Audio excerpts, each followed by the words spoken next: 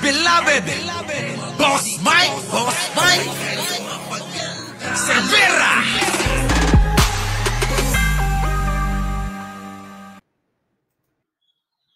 Eto na, laglagan na. Ay, nako, naglaglagan na nga talaga. Uso nako, uso ang laglagan, mga kababayan, ha? Mga kababayan, yung mga simple lang, yung mga simpleng mga biral na kunyari, kakampi ka, ganyan, ano. Kaya, mahirap talaga nagtitiwala. Yung akala mong kakampi mo, madalas sila pala yung totoong kaaway mo. Anyway, mga boss, eto na nga, oo, nag-live nga itong si dating Secretary Roque na ang mga sinasabi ay para bang binubuko kung ano talaga yung mga totoo, kahit pa alam mo na na sinasabi niya na di umano, yung mga ganon, 'di ba? Yung mga di umano, sabi ng bubwit ko, ganon. Di umano. Marami ang nakapansin sa tila ba laglag niya kay PRRD patungkol sa sa plano di umanong destabilisasyon. Ay nako. Eto na, mga kababayan. Ano nga ba ang mangyayari sa dating Pangulong Duterte kung sakaling makapasok na nga? Ay, nakapasok na nga. Oo, nakapasok na nga ang ICC. Ayon mismo yan kay Roque. Siya mismo nagsabi na ang ICC ay labas-pasok dito sa ating bansa. Para bang, alam nyo yun, lalong yung mga Duterte ngayon ay lalong kakabahan. Diba? Ganun yan eto na ngayon, mga boss. Sige na nga, panoorin na nga natin sabay-sabay para nang sa ganun hindi tayo mabitin. Pasok! Bakit ba nagbago ang ihip ng hangin ukol sa ICC? Buwan po na Agosto yon. Pinatawag ako ni Presidente PBBM para magbigay ng advice kung anong gagawin natin ng Pilipinas doon sa investigasyon ng ICC. Siyempre, sa mulat mula, bilang abogado ni dating Presidente PRRD, ang sabi ko, hindi na po tayo miyembro ng ICC. So wala na tayong obligasyon na makipagtulungan. Pero, wala nang obligasyon pagkatapos nga na umalis. Sa usaping umalis, mga kababayan, 2018, na-aprobahan ng 2019, mga kababayan. Ang tanong ko, alam nyo ba na umalis tayo? Kayo ba nagdesisyon? Kayo lang ba? Tayo bang lahat ang may gusto? Yun yung mga tanong, mga boss. Hindi ba't si dating Pangulong Duterte lang ang may gusto niyan at iba pang kaalyado niya? Diba? Siya lang ang may gusto niyan dahil nga dito sa alam niya na lagi ko na 'tong sinasabi. Alam niya na talagang malilintikan siya o madadali siya ng ICC. Siyempre kapag alam mo naman na may nagawa kang mali, may nagawa kang hindi maganda o labag sa ICC dahil nung panahon na yon tayo ay membro pa ng ICC. Sakop pa tayo nun. Taliwas sa sinasabi ni dating Secretary Roque na wala nang pananagutan ng sino man dahil nga umalis na tayo. Ay hindi po. Dahil nga ilang beses na itong natatalakay at hindi lang naman ako nagsasabi neto, na mismo ang Korte Suprema ang nagsasabi na yung mga panahon na tayo'y membro at nakapag-umpisa sila na mag-imbestiga ay pwede nilang itutuloy-tuloy yon. Na ngayon, yun yung kinakatakot nila at kinakabakaba nila sa kampo ni Duterte. At ngayon, dinadakdak ni Secretary Roque na para bang sinasabi niya na talagang nakapasok na ang ICC, labas-pasok dito na nag-iimbestiga ng hindi daw nila nalalaman. Diba? Akala nila okay lang kasi nga ang dating ang Pangulong Bongbong Marcos ay lagi nga nagsasabi na hindi na natin papasukin yan, etc. Alam nyo, ang mga politiko, ganyan talaga. Ngayon, sinabi, huwag nyo asahan na matutupad. Lalong-lalo na, pag usapin na magkakalaban sa politika. Isipin nyo, si Pangulong Duterte, dating Pangulong Duterte, ilang beses bang binanatan si BBM, 'di ba? Noong panahon ng kampanya. 'Di ba trending na trending yung sinasabi niyang weak leader, mahinang leader daw si PBBM pag naging presidente. Yun yung mga kababayan. At sinakyan niya ng maraming mga media, sinakyan ng mga vloggers at kung sino-sino pa ang sumakay dyan. Madalas makikita niyo yan sa mga post na weak leader, di ba? O gamit-gamit ng mga maraming vloggers yan. Lalong-lalo na yung mga anti-Duterte. Anti-Duterte, anti-Bongbong Marcos. 'Di ba? Gamit-gamit nila 'yan. At ngayon, mga kababayan, tila bang nag-iiba na nga ang ihip ng hangin sa mga pahayag ng kasalukuyang pangulo sa pagpapasok dito sa ICC na tila bang pumapasok na ng maraming nga daw ang hindi nakakaalam at na-discover daw nitong si Roque sa kanyang mga bubwit sa mga A1 na source na totoo nga na pumasok na ang ICC sa pag-iimbestiga sa usapin sa EJK ni dating Pangulong Duterte. Kaya pala kung mapapansin nyo, no, yung itsura ni dating Pangulong Duterte, mukhang mukhang stress na stress, tumatabingi na yung mukha, 'di ba? Daig pa yung daig pa yung adik na tabingi na yung mukha, yung pagmumukha ni dating Pangulong Duterte. Pansinin ninyo yung itsura. Oo. Ibang-iba na. Tapusin na nga natin to. Kapag tayo nakipagtulungan pa, malalabag ang soberenya natin. Dahil nakasaad naman po sa salaging batas natin na talagang ang kapangyarihan ng hudikatura ay nasa Korte Suprema at iba pang mga batas na binuo ng Kongreso. No? Tama po yun na kapag tayo ay kasapi sa tratado, ang tratado ay dapat igalang at susundin. Pero nakasulat din sa tratado ng Rome Statute na bubuo ng ICC na po pwede naman pong bumitiw. Ang only requirement is yung effectivity ng pagbibitiw ay 1 year from the date of deposit of the instrument of withdrawal. So tayo po ay nagbitiw ng 2018. So naging epektibo po yan ng 2019. Teka muna. Paano yung mga panahon naman na tayo ay membro pa? Di ba? So ganun na lang ba yun? Ibig sabihin ba parang ganito lang yan dahil nakagawa ako ngayon ng kasalanan, ngayong kasalukuyang membro ko ng isang organisasyon, baliwala na lang ba yun? Baliwala na lang ba yung nagawa kong kasalanan dahil yung nagawa kong pagkatapos kong gawin yung kasalanan, after nun, tumiwalag na ako sa organisasyon na kinakaaniban ko. Parang yung ganun, yung gusto nilang sabihin na baliwala na yun dahil umalis na ako hindi na ako membro. Paano nga may kasunduan nga ang Korte Suprema na ang nagsasabi na pwede nilang gawin, imbestigahan pa rin yung naumpisahang mga kaso na iniimbestigahan ng ICC nung panahon na membro pa tayo. Hindi naman nakakapagtaka mga boss na ang Pilipinas at si Bongbong Marcos ay bumalik sa ICC. Bakit kanyo? Isa si Bongbong Marcos sa pumirma at pumayag na maging membro tayo. Isa sa mga senador. Kasama dyan, syempre, si dating Senador Miriam Santiago na naging kaalyado niya sa pagtakbo. Tumakbong presidente si Miriam noon, tumakbong vice si Bongbong Marcos nun. Silang dalawa tandem.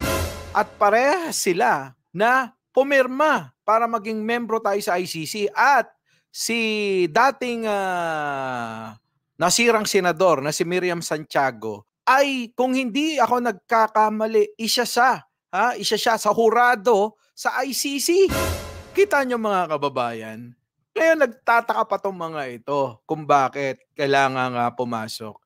Alam nyo, ulitin ko, ang makikinabang lang naman dyan kung sakasakali sa pag-alis natin sa ICC, hindi naman tayong mga Pilipino, kundi ang umiiwas lang sa mga nakagawa ng kasalanan at lumabag sa panuntunan ng ICC.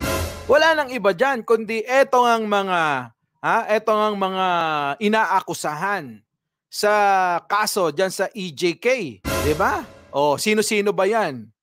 Si dating Pangulong Duterte, si Senator Bato, at iba pa. Marami pang iba na ang kinakatakot pa nga ng iba, baka madamay pati si Sara. Diba? Tapos nating explain ito kay Presidente, lahat naman po ng mga nag-attend ng meeting sang-ayon sa sinabi ko. Sino pong nandun? Justice Secretary Boying Remulla, Soljen Maynard Guevara, Presidential Legal Counsel JPE. Lahat po sila. Si dating Executive Secretary Vic Rodriguez, si Special Assistant to the President Antonio Dabeo. Lahat po sila sang-ayon na talagang wala ng kooperasyon na ibibigay sa ICC. So yun po ang nangyari sa Agosto. Hindi na magko-cooperate. Nabago lang yan kasi biglang nagpunta nga sa ICC ang OSG, hindi naman nagsabi kung anong sasabihin nila. Pinulaan sila ng pre-trial chamber that 3 sentences lang ang sinabi nila. Nasa internet po yan. Hindi po nagbobola. Hindi po kami kinonsulta sa paggawa ng kanilang pleading sa pre-trial. Bagamat, siguro mga 2 taon na kami nagpupulong. Kasi 2 taon na yan yung nagsimula yung preliminary examination na hindi pa involved ang hukuman po, prosecutor lang. So, palagi naman kami nag-interagency meeting. Lahat ng sinasubmit, pinapakita sa amin. Pero nabago po, hindi ko alam kung bakit talaga. Wala naman po akong sama ng loob, wala akong galit kay OSG Maynard. Nabago lang talaga. Siya'y dumiretso, hindi na nagkonsulta, at yun nga po, kung hindi pa nasa internet, yung kopya ng final ng pleading ng OSG, hindi ko malalaman na 3 sentences lang ang sinabi ng OSG dun sa lack of jurisdiction. Pero nanindigan naman po ang Presidente. August, hindi na makikipagtulungan. Na-dismiss yung ating challenge on admissibility, dinala sa appellate chamber, dinismiss ng appellate chamber, although 3-2 decision, 3 na dismiss, 2 na dapat walang jurisdiction. So split court po yan, no? Pero inulit na naman ni Presidente. Hindi na kami magtutulungan.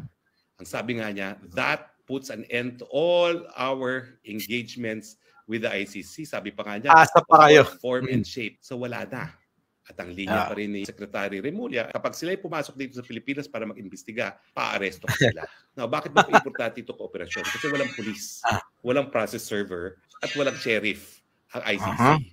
So yung mga supina para sa mga witnesses, supina para sa dokumento, at importante, warrant of arrest na i-issue ng hukuman, dapat yung miyembrong gobyerno ang magsuserve sa pamamagitan ng competent authorized agency na sa Pilipinas ay DOJ.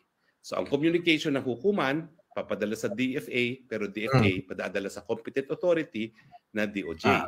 So matapos po mabasura yung apilan natin itong taong 2023, pareho pa rin ang sinabi ng Presidente. Hindi na tayo makipagtulungan. Our engagement with the ICC is finished. Siyempre po, nagkaroon ng resolution sa House. Pero parang yung paghain ng resolution, sang-ayon sa script na parang talagang nagbago ng isip ang Malacanang tungkol sa ICC. Kaya ngayon, ang huling binanggit ni Presidente, kailangan natin pag-aralan yung pagbalik nga sa ICC. Well, ito po ang aking handalaman sa aking mga bubuit. Ayan. Dating daw kay PBBM na kinakausap ni dating PRRD ang mga militar. Hindi ko alam kung anong topic na usapan nila, pero baka may kinalaman yung sinasabi ni Armed Forces Chief of Staff Browder na distab. So at that point, nagkaroon ng duda na baka nagdi-distab itong si FPRRD. Ito po, ang narinig ko sa bubuit ko. Iwan po itong aking bubuit. Yung mga same daw na mga military officials na kinausap di umano ni FPRRD ay nagsumbong din kay PBBM na kinausap sila. Ito po kung bakit nabago ang ihip ng hangin. Iyon, yan mga kababayan. Siyempre, hindi naman maniniwala lang si Pangulong Bongbong Marcos sa mga chismis-chismis lang dahil lumabas sa bunganga netong si Chief of Staff Browner na merong ang distab,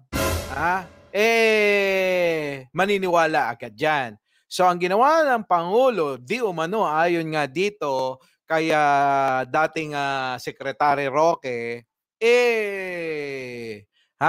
pinatawag itong mga general na mga kinausap di umano ni dating Pangulong Duterte. At ngayon kinonfirm na totoo nga, kinakausap nga ng dating Pangulo ang mga general. Alam nyo na mga kababayan, syempre hindi naman nga tatanga-tanga si Pangulong Bongbong Marcos pagdating sa mga ganyan. Eto na ngayon. Ganyan ganyan ang gusto mo. Hindi na nga kita pinapansin mula noon kahit na anong paninira mo. Eto ang pera sa'yo! Ganun no? ICC, pasok! Parang ganun no? Eto na. Baka nakakalimutan nyo, etong si Roque, dating nasa human rights ito. At ilang beses niya na rin sinabi na si Duterte ay makukulong sa International Criminal Court. Mga kababayan, siya na mismo nagsabi nun na makukulong talaga sa pamamagitan ng ICC. Dahil nga, alam niya na nag-iimbestiga noon pa. Noon pa'y nakapag-umpisa nang mag-imbestiga ang ICC nung panahon pa niya. Na kritiko pa ito ni dating Pangulong Duterte. Sa mga hindi nakakaalam, dating kritiko ni dating Pangulong Duterte, itong si Roque. Na alam niyo naman ang style nito. Alam nyo na yung mga karakas ng mga politiko natin dito sa Pilipinas. Kung saan sila nakikinabang, nandoon sila nakasipsip. At ngayon nga, eto nga'y napopulaanan. Simpleng-simple lang mga kababayan. Etong ginawa ni Secretary Roque na pagbubunyag na di umano itong ICC labas-pasok na sa Pilipinas. At etong si dating Pangulong Duterte ay nakipag-usap nga sa mga opisyal na mga sundalo at ilan na nasa pulis, ilan nasa militar.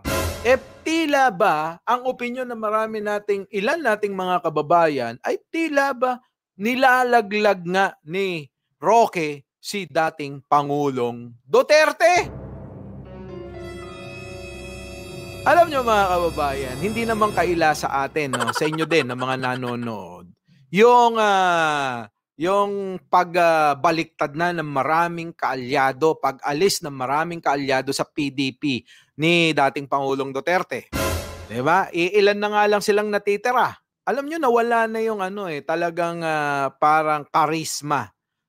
Marami dyan mga nagsasabi, meron dyan, pag subukan ninyong galawin, si dating Pangulong Duterte, subukan nyong impeach si Sara, subukan nyong galawin ang SMNI, subukan nyong galawin si Kibuloy. Ang tagal na nga ginagalaw, di ba? Pinitik-pitik na nga. Ano ngayon? Meron ba? Wala naman Bakit? Yan ang indikasyon na talagang hindi na ganon nung Pangulo pa si Duterte. Malabong-malabo na, hindi na maibalik yung dati niyang karisma. Kasi siguro nakikita nila unang-una kung ano-ano na lang sinasabi ni Duterte, di ba? Minsan parang ang layo na sa katotohanan yung mga banat. Para bang hindi niya na iniisip yung kanyang mga sinasabi. Nagkataon lang na nagkakaroon ng personalan si House Speaker at saka si VP Sara doon mga panahon nito dahil doon sa tambaluslos at saka doon sa confidential funds. Pero ang tingin ko kaya na sino ba unang nang bastos, 'di ba? Si VP Sara naman Hindi ako ulitin ko hindi ko kinakampihan si Romualdez dito. Pero ang unang bumastos na alam mo ugali naman ng mga Duterte yan kung ano-ano mga sinasabi, 'di ba? Tatawagin ka kung ano-ano. 'Di ba? Sila yan style nila yan sino ang unang bumanat? Na ngayon ay gamit-gamit na ng lahat yung salitang tambaluslos. Sa mga basher nga, gamit na rin nila yan Kanino galing yan? Di kay Sara. Ngayon, sino unang bumastos? Di si Sara. Pambihira naman. Ganun lang napakasimple lang na yung mga, alam niyo yung mga dahil hindi na makapagsalita hindi niya na makabanat sa mga argumento. Ganun na lang yung ibabanat di ba? Yan, tambaluslos, bayaran, mga ganun Sino ba ang bayaran? Hindi ba si Sara?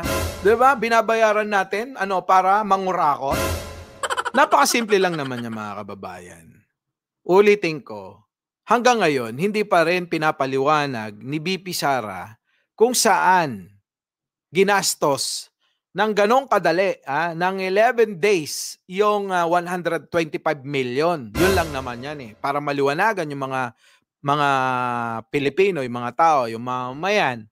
At syempre, especially dyan, yung mga naniniwala kay BP Sara. Diba? Dapat niyang ipaliwanag yan. Karapatan ng mga supporters niya na ipaliwanag niya yung kung saan niya ginastos, kung paano niya ginastos itong 125 million sa loob ng 11 araw.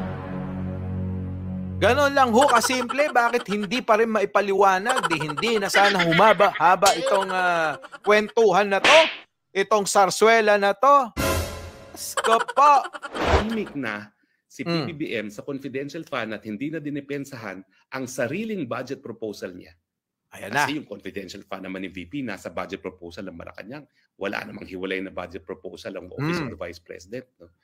Ay dahil nakarating nga kay PBBM daw yung pag-uusap ni FPRRD sa mga militar. Yan. Ayan nakarating yung pag-uusap ni PRRD, dating Pangulong Duterte, sa mga militar.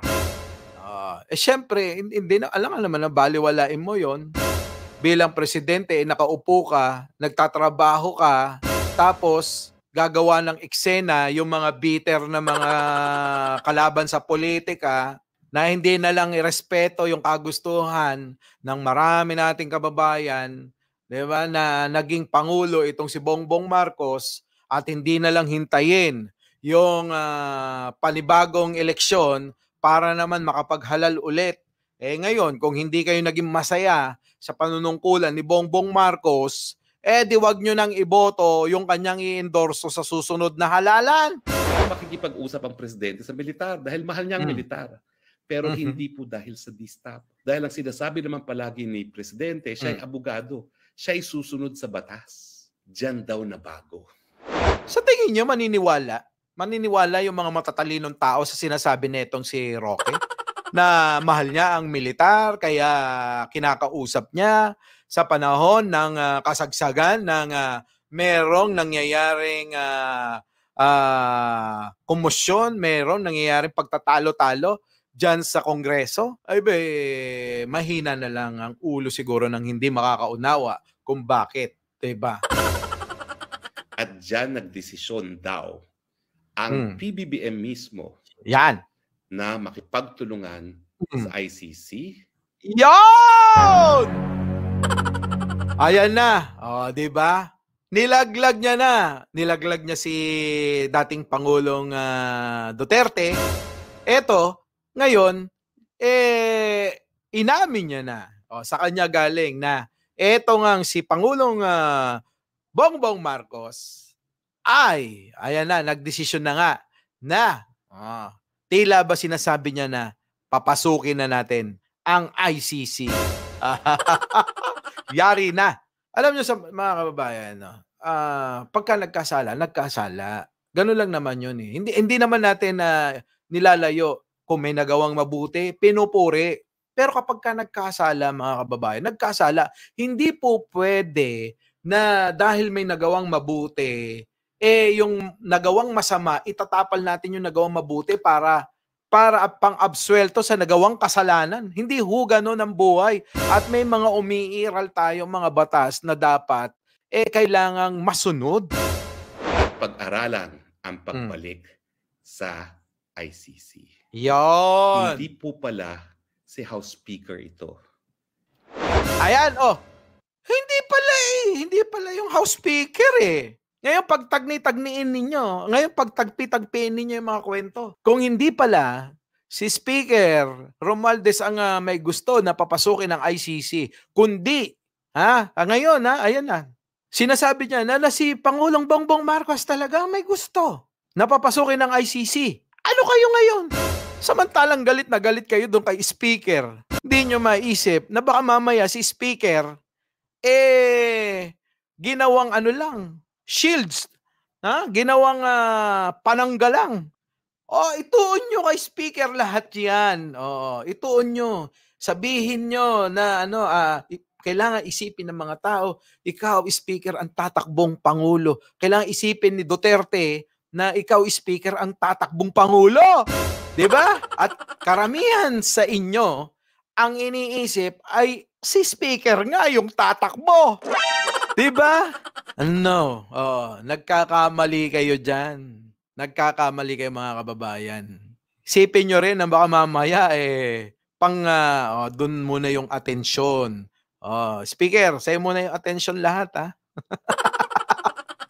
Pero sa kabila nun, iba pala yung pinaplano. Huwag na natin banggitin.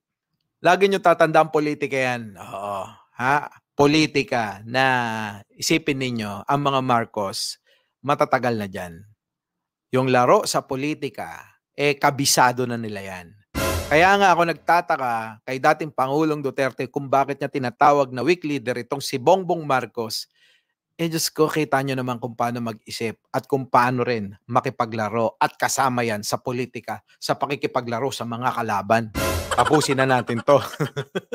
Presidente PBBM, di umano ang nasa likod dito. At tangin namang diba? Talagang makikipag-usap ang presidente sa militar dahil mahal niya ang militar. Pero hindi po dahil sa distap. Dahil ang sinasabi naman palagi ni Presidente, siya ay abogado. Siya ay susunod sa batas. Diyan daw na bago. At diyan Teka, putulin ko muna dun dyan na susunod daw sa batas si dating Pangulong Duterte. Bakit hindi humaharap sa patawag ng korte patungkol dito sa akusasyon ni Castro na di umano'y membro ng NPA? Diba? Bakit hindi umaattend kung susunod pala talaga sa batas yan? Puro salita lang pala eh. Ngayon, eto na. Baka sa mga susunod na araw, sa mga susunod na panahon, naka-wheelchair na rin yan. Diba? Naka-wheelchair na rin yung si Digong. Pag ayan na, nandyan na ang ICC at nandyan na ang ang warrant of arrest. Ganyan naman lagi yung mga politiko, di ba? Tatapang nila, ganyan, ganito, ganyan. Pero ang ending, mga takot pala talaga. Matatapang lang pag nasa posisyon kasi nasa kanila yung power, nasa kanila yung kapangyarihan. Kayang-kaya nilang paglaruan, kayang-kaya nilang manduhan ang lahat para masunod yung gusto nila. Pero pag wala na sila sa posisyon, nagiging basura na. Di ba? Ganon, kasimple yan. Ganon lang ang ginagawa nila. Desisyon daw ang PBBM mismo na makipagtulungan sa ICC at pag-aralan ang pagbalik sa ICC.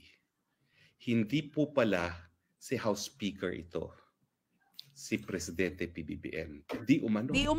Ang nasa likod dito. At tangin namang si PBBM lang ang po pwedeng gumawa ng ganitong desisyon. Ngayon mga kababayan, siguro yung mga kaibigan ko, mga nakakausap ko minsan kasi ayaw nilang parang nagtataka sila sa mga sinasabi ko sa kanila, paano ko daw naiisip 'yon. Sikreto ko din. Paano hindi ko pa pwedeng iba yung sabihin dito. Nag-iingat ako, gano'n Hindi tatakbo 'yan. Maaari na tumakbo pero hindi talaga. Na yung akala mo, kaibigan mo, akala mo yung kasangga mo, yung pala yung makakalaban mo. Anyway, mga boss, eto na yun ang magiging rito. So, si dating Secretary Roque, na dating kritiko rin ni dating Pangulong Duterte, na siya na rin mismo yung nagsasabi noon na makukulong nga si Pangulong Duterte. Dapat siguro magdiwang ito dahil tama yung kanyang pagkaanalisa na makukulong talaga si dating Pangulong Duterte. 'Di ba dapat nagsasaya to? 'Di ba? Dapat magpalit na rin ng karir. Pwede namang huhula ito sa Quiapo. Tumatama yung hula Tumatama yung sinasabi Kaya lang minsan iba-iba rin na sinasabi nito. Hindi mo alam kung kanino na rin talaga to kakampi. 'Di ba? Yung mga ganyang bagay kasi dapat hindi yan binabanggit para sa akin at para sa ilan, 'di ba? Hindi na dapat binabanggit yan. Na ngayon, sabi ko nga, yung iba nating mga kaibigan nagsasabi, parang nilalaglag na ni Roque itong si PRRD. Anyway, mga boss, inabot na tayo ng oras. Magandang umaga, magandang hapon at magandang gabi sa mandako ng mundo. Naroon kayo. Mike Cervera po, laging nagpapaalala, mahalin natin ang ating kapwa, ipagdasal natin ang ating bansa. Magandang umaga ulit. Our beloved Boss Mike.